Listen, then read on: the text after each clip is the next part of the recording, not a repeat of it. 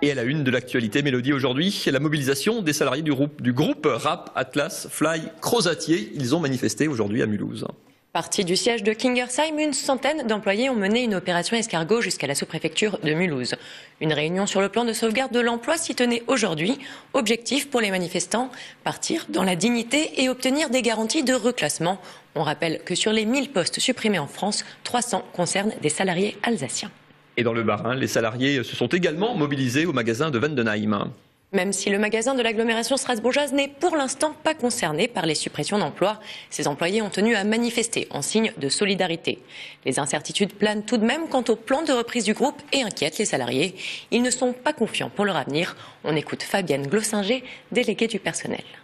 Normalement, M. Fink doit reprendre les 41 magasins Fly au 1er décembre. Mais on n'en a aucune certitude et surtout on n'a aucune certitude de ne pas être dans la même situation dans 6 mois ou dans 1 an.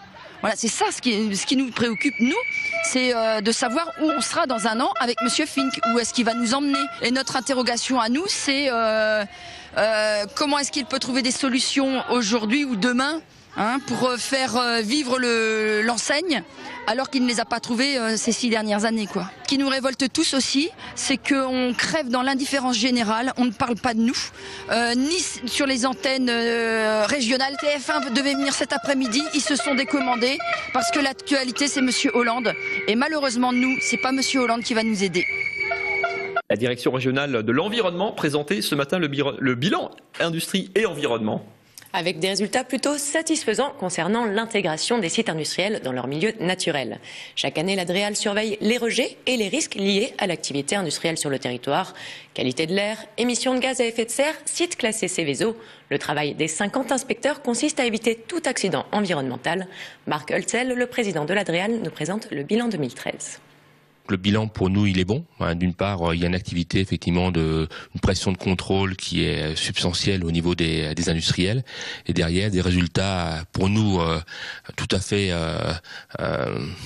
encourageants et puis à la fois significatifs. Par exemple en matière de qualité de l'air, donc les 2 polluants qu'on suit principalement qui sont les oxydes d'azote et puis les particules, on a des baisses de -50 à -70% par rapport à l'année 2012 et sur les pollutions plus classiques, les rejets dans l'eau, sur effectivement les matières organiques, on a environ une baisse de l'ordre de 1/4, de 25%, et sur les métaux, on a une baisse de l'ordre de 50%. Donc d'une part, les marges de manœuvre sont encore là, et donc ça justifie effectivement la pression de contrôle. Et à l'occasion du millénaire des fondations de la cathédrale de Strasbourg, une initiative citoyenne s'est créée autour d'un projet musical. Commander une œuvre de musique sacrée et la diffuser à la cathédrale de Strasbourg, voilà l'objectif de cette initiative citoyenne. C'est l'association Millénaire, créée pour l'occasion, qui a imaginé le projet avec en chef d'orchestre le compositeur Thierry Esquèche. Élu à l'Académie des Beaux-Arts et récompensé de plusieurs grands prix internationaux, c'est lui qui composera l'œuvre musicale. Elle sera jouée le 5 septembre 2015 à la cathédrale de Strasbourg. Un travail d'envergure qui aura pris toute une année. On écoute Thierry Esquèche.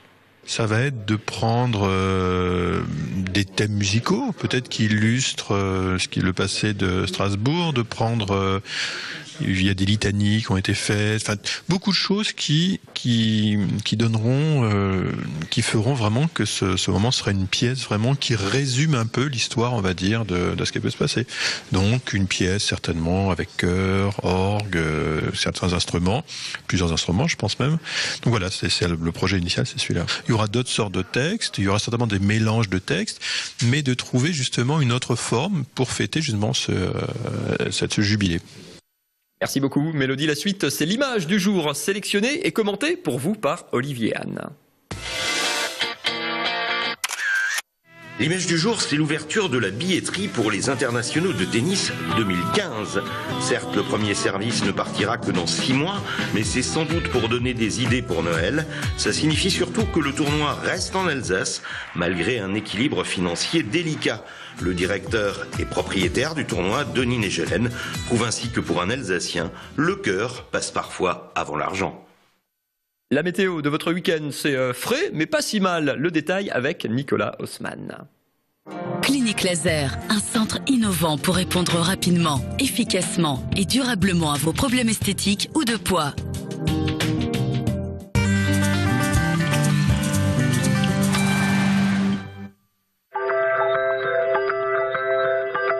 Salut à toutes et à tous, bienvenue sur Alsace 20, la chaîne Alsace. Quoi vous dire, sinon que ce week-end ne s'annonce pas franchement fantastique, à l'exception de cette journée de samedi. Alors, il est vrai que Strasbourg se réveillera sous le brouillard, mais de belles éclaircies sont bien présentes dans le Haut-Rhin.